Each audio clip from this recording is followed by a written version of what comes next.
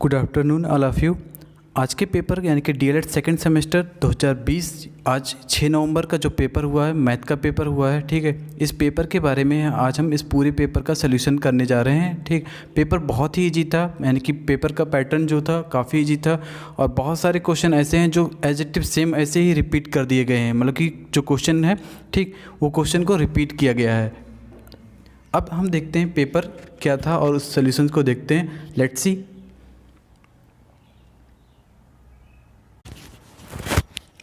चलिए, जैसा कि आज 6 नवंबर, ठीक है, डीएलएड सेकंड सेमेस्टर के मैथ का जो पेपर है यानी कि जो गणित का पेपर हुआ, ठीक, उस पेपर के हम सॉल्व की बात करते हैं कि क्वेश्चन कैसा था और उसका सॉल्यूशन क्या होगा, ठीक है। तो क्वेश्चन काफ़ी इजी पूछे गए हैं, बहुत ही इजी क्वेश्चन है, यानी कि जो पेपर है वो बहुत ही इजी पैटर्न पर आया हुआ क्वेश्चन है, ठीक है। तो इसमें उम्मीद यही किया जाएगा कि किसी का भी बैक नहीं आएगा। और ठीक, तो पहला जो क्वेश्चन पूछा गया है कि एक त्रिभुज की भुजाएं 3 सेंटीमीटर, 5 सेंटीमीटर और 8 सेंटीमीटर है तो त्रिभुज होगा।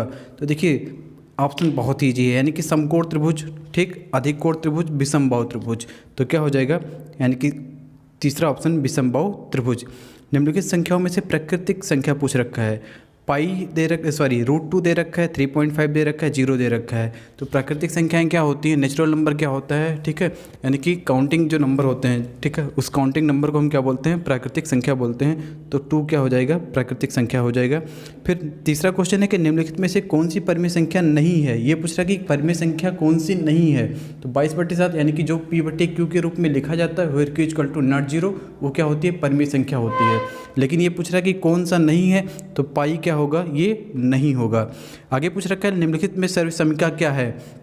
देखिए हमने मतलब इसके पहले भी जब ऑनलाइन क्लास हुए उसमें क्या बताए थे कि सर्वसमीका और समीकरण में क्या अंतर होता है। समीकरण में क्या होता है, इक्वेशन बना होता है जहाँ पर हमको x, y, z इन सब की वैल्यू निकालते हैं।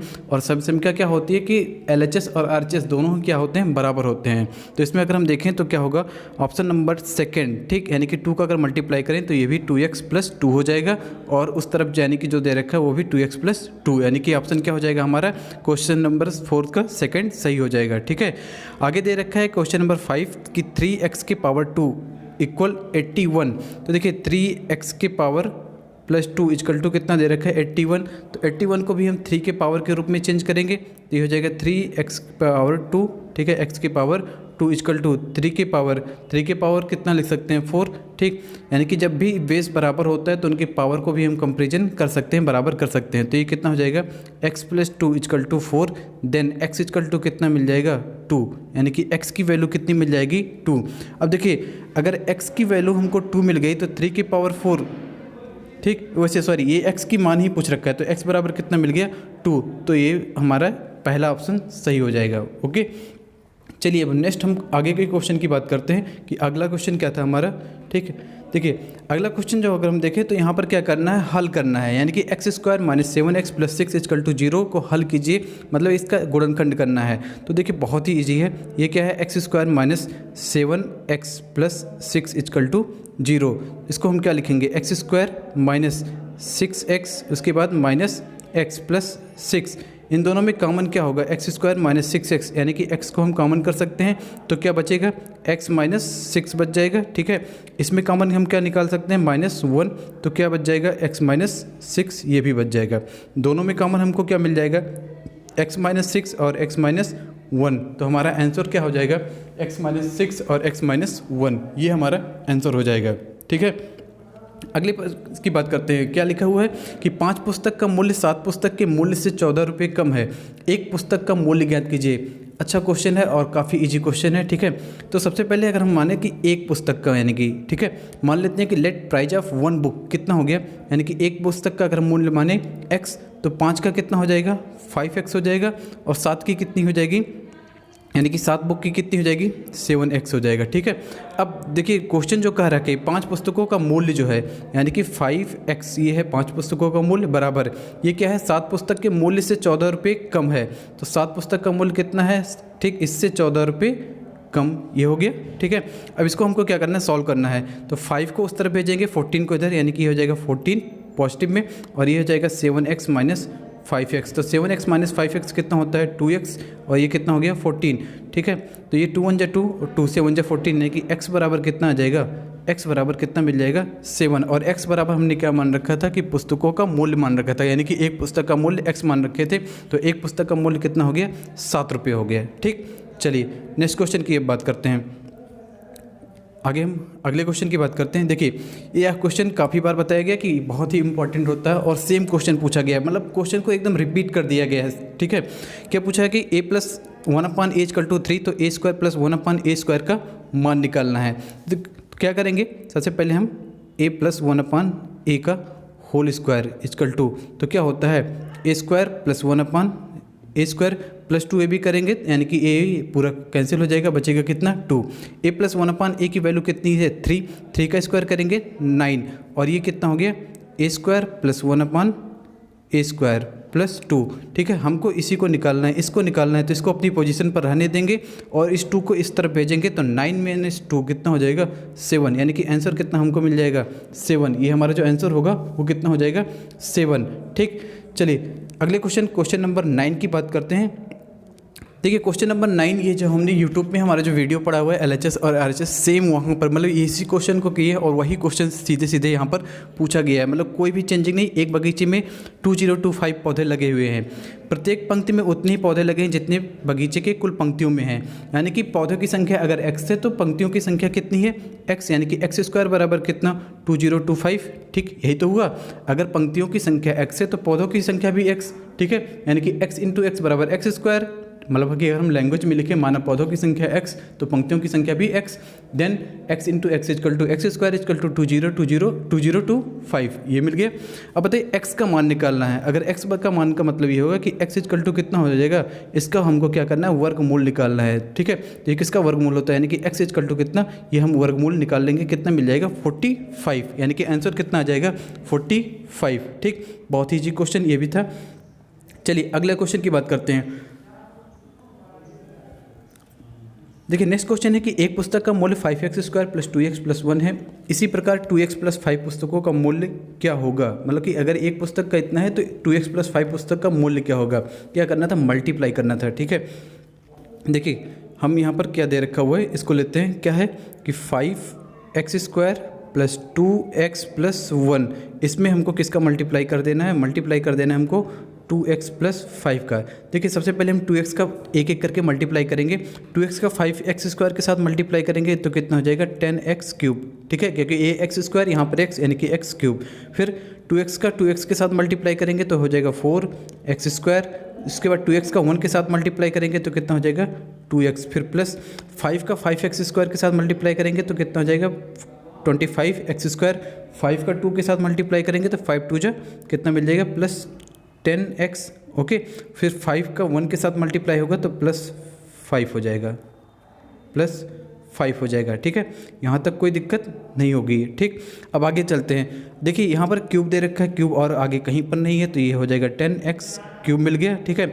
x² यहाँ पर दे रखा है और 25x² दे रखा है, तो 25 और 4 कितना हो जाएगा 29x², ये हो गया, ठीक। अब आगे बढ़ते हैं। 2x यहाँ पर दे रखा है, 10 ये दे रखा है, तो 10 और 2 कितना हो जाएगा 12x + 5, यानी कि हमारा ये जो होगा ये आंसर हो जाएगा, ओके। चलिए अगले नेक्स्ट क्वेश्चन की बात करते हैं अब।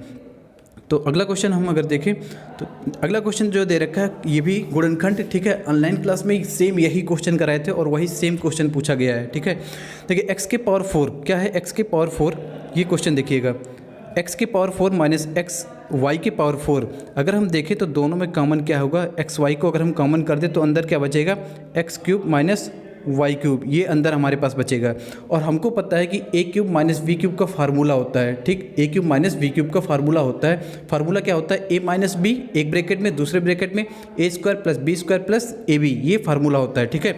तो इसी को हम क्या कर लेंगे, ये xy, तो ये कितना हो जाएगा x - y, एक ब्रैकेट में, दूसरे ब्रैकेट में क्या हो जाएगा x², ठीक है। उसके बाद y² + xy, मतलब कि दूसरे ब्रैकेट में हमारा जो होता है वो सारे के सारे पॉजिटिव होते हैं, ठीक।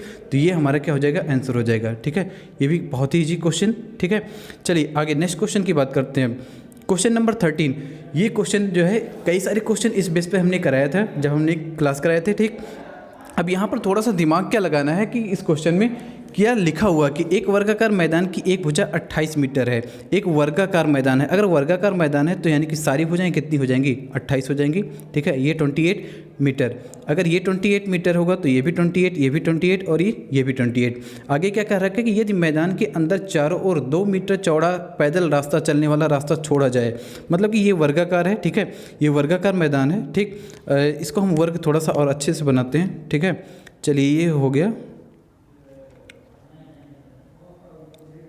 ये अब वर्ग हो गया। ठीक है, इसको हम मान लेते हैं एक वर्ग है और ये कितना दे रखा था, 28 मीटर। ठीक, इसके चारों ओर 2 मीटर चौड़ा रास्ता बनाया जाता है, मतलब कि अगर ये चौड़ा रास्ता बन रहा है, ठीक है, ये रास्ता बन गया, देखिएगा ये सब क्या है, रास्ता है, मतलब कि ये क्या है, रास्ता है, 2 मीटर चौड़ा रास्ता, ये पूरा हम रास्ता मान लिए। ठीक, तो ये कह रखा है कि ध्यान से आगे वाला जो स्टेप है ये, मतलब कि यहाँ पर रास्ते का क्षेत्रफल नहीं पूछ रखा है, ये पूछ रखा है कि रास्ता बनाने के बाद अब कितना बचा, मतलब कि अब अगर रास्ता बना दिया गया अंदर अंदर चारों तरफ, तो फिर अब मैदान बचा कितना। ठीक है, यानी कि मैदान पूछ रहा है बचे हुए भाग का। तो ये बताइए 28 यहाँ पर है, 2 मीटर चौड़ा अगर यहाँ बन रहा है तो 2 मीटर यहाँ भी बनेगा। ठीक, यानी कि 28 से 4, 28 से 4 माइनस हो जाएगा, क्योंकि 2 मीटर तो यहाँ मतलब कि जो ज़मीन है 2 मीटर इधर कम हो गया, इधर कम हो गया, यानी कि कितना हो गया, 4 मीटर कम हो गया। तो 28 से 4 माइनस होगा तो कितना हो जाएगा, 24। और ये वर्ग दे रखा है, तो वर्ग का क्षेत्रफल कितना होता है, वर्ग का क्षेत्रफल यानी कि भुजा का स्क्वायर, यानी कि 24 का 24 दो बार मल्टीप्लाई करेंगे कितना आ जाएगा, 576। आंसर हमारा कितना आ जाएगा, 576। तो ये हमारा जो होगा वो आंसर होगा। चलिए आगे नेक्स्ट क्वेश्चन की बात करते हैं। देखिए अगला क्वेश्चन, दो समरूप त्रिभुज के परिमाप क्रमशः 40 सेंटीमीटर 50 सेंटीमीटर। ठीक, तो पहले और दूसरे त्रिभुज के क्षेत्रफल का अनुपात ज्ञात कीजिए। देखिए जब हमने ये समरूप त्रिभुज वाला जो एक वीडियो पढ़ा हुआ यूट्यूब में, ठीक, वहाँ पर हमने एक बता भी रखा है कि दो समरूप त्रिभुजों के क्षेत्रफल का जो अनुपात होता है वह संगत भुजाओं के वर्गों के बराबर होता है। यानी कि अगर दो समरूप त्रिभुज दे रखा है, उनके क्षेत्रफल का अगर अनुपात हमको निकालना है तो उनकी जो भुजाएँ दे रखी हैं उन्हीं भुजाओं का हमको क्या कर देना है, वर्ग कर देना है, तो हमको ये मिल जाएगा। ठीक, तो चलिए 40 सेंटीमीटर। अब ये कह रहा है कि पहली त्रिभुज, तो पहली त्रिभुज की भुजा कितनी है, 40, तो ये हो गया 40। ठीक है, दूसरी त्रिभुज कितनी है, 50, तो ये हो गया 50। अब चाहें तो हम यहाँ पर 0 0 कैंसिल कर दें, या फिर अदरवाइज आगे हम कर सकते हैं। तो कितना हो गया, 4/5। ठीक है, ये अनुपात रेशियो ही तो ले रखे हैं, तो ये अनुपात 4/5 इनके वर्गों का। तो वर्ग का अगर हम करेंगे तो कितना हो जाएगा, 4 4 जा 16, यानी कि स्क्वायर कर रहे हैं। ठीक है, 4 4 जा 16, 5 5 जा 25। तो वर्गों का अनुपात कितना हो जाएगा, 16:25, जो ये पूछ रखा था। ठीक है, यानी कि वर्गों का अनुपात कितना, 16:16, ठीक है, 25। ये हमारा, ये 25 ये हमारा आंसर हो जाएगा। ओके, चलिए अगला क्वेश्चन देखते हैं। देखिए कई बार बताए थे कि भाग विधि द्वारा मासा, यानी कि लासा मासा में यही होता है कि विधि पूछ ले रखा होता है। ठीक है, तो बहुत ही ये भी इजी क्वेश्चन था। क्या पूछ रखा है, 671 781 और 1441 का भाग विधि द्वारा मासा ज्ञात कीजिए, यानी कि HCF हमको निकालना था। क्या करते हैं, देखिए सबसे पहले हम क्या करेंगे, 781, ठीक, इसको डिवाइड करेंगे 671 से। अगर इसको हम डिवाइड करेंगे तो 1 बार जाएगा, यानी कि 1 जा, और ये हो जाएगा 761। इसको अगर हम माइनस करें तो 110। ठीक, फिर हम क्या करते हैं, यानी कि जो हमारा रिमाइंडर आ रहा है, ठीक है, जिससे हम डिवाइड कर रहे हैं उसको फिर से हम डिवाइड करते हैं रिमाइंडर से। तो इसको हम डिवाइड करेंगे तो 6 बार होगा, और कितना हो जाएगा, 660। ठीक, इसको अगर हम करेंगे तो यानी कि हमारे पास आ जाएगा कितना, 11, और ये कैंसिल। ठीक है, अब 11 ये कितना दे रखा है, 110। इसको अगर हम डिवाइड करें तो 1 1 जा 1, ठीक, यानी कि ये कैंसिल। ठीक है, यानी कि यहाँ पर कितना आ गया, 11 आ गया। यहाँ तक तो समझ में आ गया। यहाँ तक अगर हम, यानी कि इन दोनों का अगर हमने निकाला, अगर 671 और 781, अगर इसकी HCF की बात करें तो कितना आ गया, 11। लेकिन अभी हमारे पास एक नंबर और बचा हुआ है, चलिए उस नंबर को भी हम करते हैं। अगला नंबर क्या है, 1441। इसको हमको किससे डिवाइड करेंगे, 11 से डिवाइड करेंगे। तो जब हम 11 से डिवाइड करेंगे तो 11 1 जा 11, इसको माइनस करेंगे तो कितना आ जाएगा, 4 - 1 यानी कि 3, और ये 4 नीचे आ जाएगा, 34 हो गया। 34 यानी कि 11 3 जा कितना, 33 हो गया। अब 34 से 33 माइनस करेंगे तो कितना आ जाएगा, 11, और ये वाला 1 इसके नीचे आ गया। ठीक है, तो 11 1 जा 11, यानी कि ये कितना हो गया, कैंसिल। तो ये बच कितना रहा है, 11, यानी कि HCF जो होगा, इसका मासा जो होगा वो कितना हो जाएगा, 11 हो जाएगा। ठीक है, यानी कि 11 मिल जाएगा। ओके, चलिए आगे नेक्स्ट क्वेश्चन की बात करते हैं। देखिए अगला क्वेश्चन जो दे रखा हुआ है कि 4, 11, 16, 15 और 12, 5, 7, 9, 10 की मध्यिका ज्ञात कीजिए। ठीक है, मिडन निकालना था। मध्यिका में हम क्या करते हैं, एक फार्मूले का यूज होता है। सबसे पहले हम क्या देखते हैं कि जो भी नंबर दे रखा है वो नंबर यानी कि टोटल नंबर ऑफ, अगर हम इस सारे नंबर को काउंट करें तो वो नंबर किस में आ रहा है, मतलब कि सम संख्या में आ रहा है या विषम संख्या में आ रहा है। जब विषम संख्या में आता है तो क्या करते हैं, एक फार्मूले का यूज करते हैं n+1/2। ये हम कब करते हैं, जब विषम संख्या में आ रहा है। और अच्छी बात ये है कि यहाँ पर विषम संख्या भी आ रहा है, मतलब अगर हम इसको काउंट करें, देखिए 1, 2, 3, 4, 5, 6, 7, 8 और 1 9। ठीक है, ठीक, तो ये 9 भी है ना। हाँ चलिए देखते हैं, 1, 2, 3, 4, 5, 6, 7, 8, 9। तो 9 क्या है, 9 हमारा एक ऑड नंबर है यानी कि विषम संख्या है। तो हम इसके लिए फार्मूला यही n+1/2 का यूज करेंगे। ठीक है, चलिए उससे पहले हम क्या करते हैं, इस नंबर को या तो असेंडिंग ऑर्डर या तो फिर हम डिसेंडिंग ऑर्डर में सेट कर लेते हैं। मतलब या तो हम घटते क्रम में या तो हम बढ़ते क्रम में, किसी भी एक क्रम में हम इसको सेट कर सकते हैं। तो चलिए हम इस ऑर्डर में इसको रखते हैं। सबसे पहले हम 4 लेते हैं। ठीक, 4 के बाद 5, 5 के बाद 7 और 7 के बाद 9 और 9 के बाद हमको क्या मिलेगा 10 और 10 के बाद अगर हम देखें तो क्या होगा 11 है ना। हाँ 11 हो जाएगा। और 11 के बाद अगर हम देखें तो फिर क्या होगा 12 और 12 के बाद क्या दे रखा है 15 और 15 के बाद 16। ओके, यहाँ तक चीज़ें समझ में आ गई। अब देखिए n+1/2 मतलब कि टोटल कितना दे रखा है, टोटल नंबर ऑफ यानी कि n की वैल्यू कितनी है 9। तो n+1/2 का मतलब कितना हो गया, 9 में 1 जोड़ेंगे तो 10 और 10/2 यानी कि 2 1 2 2 5 10, तो कितना आ गया 5। यानी कि 5वां पोजीशन जो होगा वही इसकी मध्यिका कहलाएगी। 5वें पोजीशन पर जो भी नंबर होगा वही इसकी मध्यिका कहलाएगी। तो चलिए देखते हैं, देखिए 1, 2, 3, 4 और 5वें पे क्या है 10, तो इसकी मध्यिका कितनी हो जाएगी 10, यानी कि मध्यिका हमको कितना मिल जाएगा 10। यही हमारा आंसर होगा। ठीक है, अगर आप चाहें तो इसको इस ऑर्डर में भी देखेंगे तब भी 10 आएगा। मतलब कि अगर हम पहले 16 लिख लें, उसके बाद क्या आएगा 15 आ जाएगा, 15 के बाद 12, 12 के बाद 11 और 11 के बाद 10, 10 के बाद 9 और 9 के बाद 7, 7 फिर 5, उसके बाद 4। इस ऑर्डर में देखें तब भी 5वां नंबर यानी कि 5वां जो नंबर होगा 1, 2, 3, 4, 5, 5वां नंबर क्या रहा है 10। तो हमारी मध्यिका कितनी होगी 10। ठीक, तो ये भी क्वेश्चन काफ़ी इजी क्वेश्चन था। ठीक है, चलिए आगे नेक्स्ट क्वेश्चन की बात करते हैं। अब अगला क्वेश्चन जो दे रखा है, ठीक है, नेक्स्ट क्वेश्चन है कि एक आयत की लंबाई उसकी चौड़ाई से 5 सेंटीमीटर अधिक है। देखिए दे क्या रखा है, किसके बारे में कह रहा है कि एक आयत की लंबाई उसकी चौड़ाई से 5 सेंटीमीटर अधिक है। मतलब कि लंबाई के बारे में तो बात हुई है, चौड़ाई के बारे में बात नहीं हुई है। तो हम चौड़ाई यानी कि ब्रेथ कितना मान लेते हैं, b = कितना x। ठीक है, यानी कि चौड़ाई बराबर x, तो लंबाई यानी कि l। ठीक है, लेंथ कितने हो जाएगा, वो खुद ही कह रहा है कि आंसर में कि वो क्या है उससे 5 अधिक है। ओके, आगे क्या कह रखा है कि यदि इसका परिमाप, तो आयत का परिमाप बराबर क्या होता है 2l + b। ठीक है, ये कितना दे रखा है, यानी कि परिमाप हमारे पास कितना दे रखा है, परिमाप है हमारे पास 26। ठीक, अब आगे बढ़ते हैं। देखिए 2l की वैल्यू कितनी है, l की वैल्यू हमारे पास कितना है x + 5 और b की वैल्यू भी कितना है x। ठीक है, ये कितना हो गया 26। आगे देखिए x और x अगर हम जोड़ेंगे तो कितना हो जाएगा 2x + 5 = 26। ठीक, अब देखिए यहाँ तक तो चीज़ें हो गई।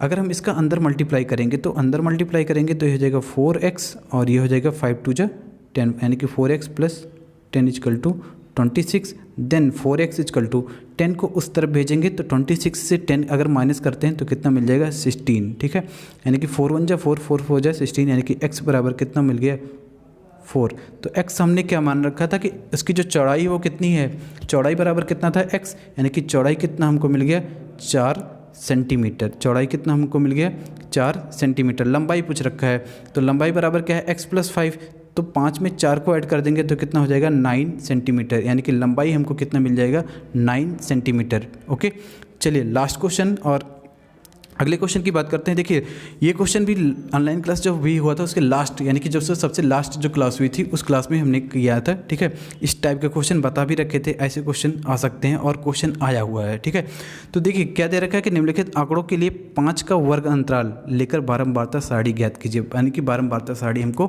बनाना है और ये वर्ग अंतराल कह रखा है कि 5 का। तो सबसे पहले हमने क्या कहा था कि एक सारणी बनाएंगे, जहाँ पर क्या होगा, यहाँ पर सबसे पहले लिखेंगे कि वर्ग अंतराल ये हो जाएगा। उसके बाद यहाँ पर ठीक है क्या लिख लेंगे बारंबारता। ओके, चलिए तो देखिए 5 का बनाना था, ठीक है, 5 का बनाना था। यहाँ पर हम थोड़ा सा इसको हटा ही देते हैं, ठीक। चलिए यहाँ पर हमने क्या किया, वर्ग अंतराल, और यहाँ पे हमने क्या लिख लिया, बारंबारता, मतलब इस वाले कॉलम में बारंबारता है। देखिए 5 का वर्ग अंतराल लेना था, तो सबसे छोटी संख्या कितनी दे रखी है, 2, तो क्या लेंगे 0 to 5, उसके बाद 5 से 10, 10 से 15, और 15 से फिर ऐसे कहाँ तक, यानी कि वर्ग अंतराल जो क्लास इंटरवल चल रहा है, क्लास इंटरवल 5 का चल रहा है, ठीक है। तो 15 से 20 और 20 से 25, और इसी तरह से 25 से कितना हो जाएगा, 25 से 13, और आगे ऐसे बढ़ेंगे क्योंकि 48 तक दे रखा हुआ है। तो हम यहाँ पर थोड़ा सा ऐसे करके बताते हैं, आगे कितना दे रखा है, 30 तक हो गया, तो ये हो गया 30 to 35, और 35 टू कितना हो जाएगा 40, और 40 से 45, उसके बाद 45 से 50 तक, यहाँ तक हो गया, ठीक। अब वर्ग अंतराल बारंबारता क्या होता है कि जो संख्या जितनी बार आई होती है वही उसकी बारंबारता कहलाती है, ठीक है। तो यहाँ पर 0 से 5, देखिए 0 से 5 कौन कौन सी संख्या है जो 0 से 5 के बीच में आया हुआ, तो देखें तो 2 है, 4 है, और कोई भी संख्या है नहीं है, यानी कि 0 से 5 का जो वर्ग अंतराल है इसकी जो बारंबारता है वो कितनी हो जाएगी, 2 हो जाएगा, ठीक। आगे नेक्स्ट देखिए, एक चीज़ और थोड़ा सा ध्यान देते हैं कि अगर 5 आया होता, मान लेते हैं कि अगर इसमें 5 आता है तो 5 इस वाले में हम काउंट नहीं करते, इस वाले में हम 5 काउंट नहीं करते, 5 किस में आता है, इस वाले वर्ग अंतराल में, यानी कि इस वर्ग अंतराल में हम 5 को लेते, बस इसी ध्यान देना था। आगे यानी कि 5 से 10, अगर हम 5 से 10 की बात करें तो 5 से 10 में क्या क्या आ रहा है, एक तो हमको 8 मिल रहा है, ठीक, 8 मिल गया, और 8 के बाद अगर हम देखें तो कुछ नहीं, यानी कि कितना हो गया 1, तो ठीक। तो ऐसे ही हमको इसको देख के और इसकी बारंबारता को फिल करना, यानी कि इसकी बारंबारता को रखना था कि क्या होगा, ठीक है। तो काफ़ी इजी क्वेश्चन था और काफ़ी अच्छा पेपर था, ठीक है, और मतलब बहुत ही इजी क्वेश्चन, सारी चीज़ें बहुत ही अच्छे थे, ठीक। चलिए, तो ये आप लोग अब इस तरह से देख सकते हैं कि आप अपना यानी कि कितना स्कोर कर रहे हैं, कितने स्कोर को ला रहे हैं, ठीक है। Okay, thank you.